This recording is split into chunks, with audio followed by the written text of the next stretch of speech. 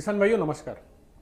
आप में से कई किसान भाइयों ने हमें सवाल भेजे हैं और पूछा है कि अगर हम वीडियो बना सकें और हमारे एक्सपर्ट से हम पूछ सकें कि सेक्स सीमेन का यूज़ करते वक्त कौन सी प्रिकॉशंस लेनी है ताकि आपको अच्छी फर्टिलिटी मिले, अच्छा कंसेप्शन रेट मिले। आज हमारे साथ में है डॉक्टर स्वप्निल देशमुख, जो कि एबीएस इंडिया के बिजनेस डेवलपमेंट मैनेजर हैं और साथ ही में ये एक वेटरनरियन है, वेटरनरी गायनेकोलॉजिस्ट है। तो आज हम एक्सपर्ट से जानेंगे। डॉक्टर स्वप्निल, हमें बताइए, जो किसान भाइयों ने हमें सवाल भेजा है कि सेक्स सीमेन का यूज़ करते वक्त हमें कौन से मुख्य छोटी छोटी बातों की तरफ ध्यान रखना चाहिए ताकि हमें अच्छा कंसेप्शन रेट मिले और किसान भाइयों को उसका फ़ायदा हो। जी, बहुत बहुत शुक्रिया डॉक्टर साहब। देखिए, सेक्स सीमेन का प्रयोग करते वक्त हमें काफ़ी चीज़ों के बारे में ध्यान रखना पड़ेगा। इसमें सबसे पहले आता है कि हम कौन से जानवर में ये कर रहे हैं, क्योंकि सेक्स सीमेन एक कन्वेंशनल सीमेन जैसा नहीं है। तो सेक्स सीमेन के लिए आपको काफ़ी ज़्यादा हिदायत बरतनी पड़ेगी, क्योंकि एक तो सेक्स सीमेन बहुत मेहनत से बनाया जाता है और काफ़ी महंगा भी आता है। तो पहली तो बात है कि कौन से जानवर में इसे यूज़ करना है, कौन सी गाय में इसको यूज़ करना है। दूसरी बात है कि थॉइंग कैसे करते हैं, हीट डिटेक्शन कैसे होता है और प्रॉपर इंसेमिनेशन कैसे होता है। इन सारी चीज़ों पे ध्यान देना बहुत ज़रूरी होगा। चार इंपॉर्टेंट पॉइंट्स आप बताएं। जी बिल्कुल।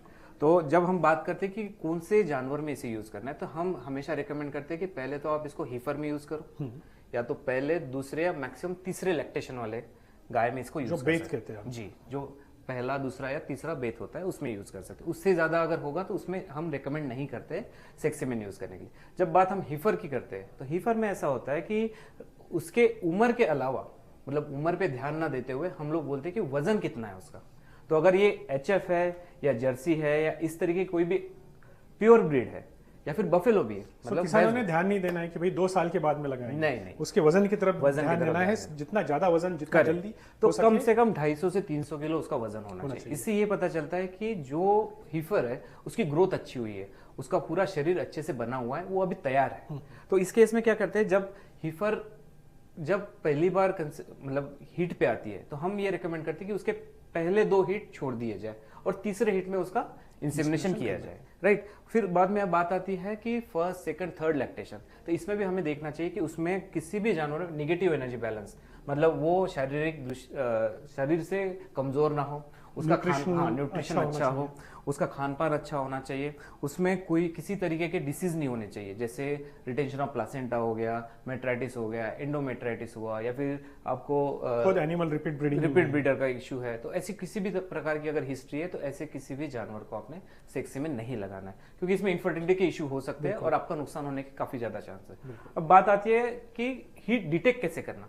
तो हीट डिटेक्शन के बहुत सारे तकनीक है, जिसमें आप जानवर के लक्षणों को देख सकते हैं कि हीट पे आते वक्त कौन से लक्षण है। अगर दूध में है गाय तो उसका दूध कम हो जाएगा, वो बार बार यूरिन करेगी, पेशाब करेगी, किसी दूसरे जानवर के ऊपर में चढ़ेगी, उसके बाद में उससे सिक्रीशन आएगा। सिक्रीशन काफी ट्रांसपेरेंट होना चाहिए, लंबा होना चाहिए, तो इससे आपको पता चलता है सही समय जो है इंसेमिनेशन का सही समय आपको देखना है। गलत समय पे हमें इंसेमिनेशन नहीं करना है। और यही बात मैं रेकमेंड करता हूँ बहुत किसान भाइयों को। अगर हमें ये चीज़ समझ में नहीं आ रही है या फिर हमें और इसके बारे में पता करना है, तो बहुत सारे यूट्यूब्स और बहुत सारे चैनल्स पे आप देख सकते हो, या तो फिर उसका फोटो या वीडियो निकाल के आपके नज़दीक में जो भी एआई टेक्नीशियन है, जो एक्सपर्ट है, उनको आप ये व्हाट्सअप कर दो, तो सही आसान जवाब उनसे आ जाएगा। या फिर हमें भी भेज सकते हैं आप, तो आपको बता सकते हैं कि ये सही समय है या नहीं है। उसके बाद में आपने बुलाना है एआई टेक्नीशियन या वेटनरियन को, उनसे इंस्पेक्शन करवाना है और वो बताएंगे आपको कि ये सही समय है या नहीं है।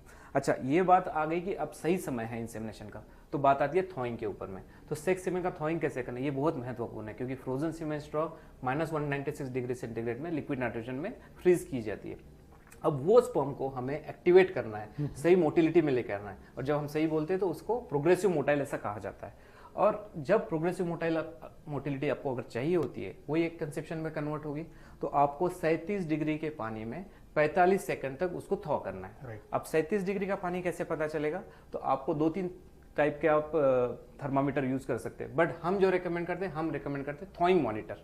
थॉइंग मॉनिटर से क्या फायदा होता है, उसमें ना टूटने फूटने वाली कोई चीज है, एक प्लास्टिक पानी में रखा जा सकता है, और सस्ता भी मिलता है, काफी सस्ता है, क्योंकि मर्क्यूरी थर्मामीटर टूटने की चांसेस बहुत ज्यादा है।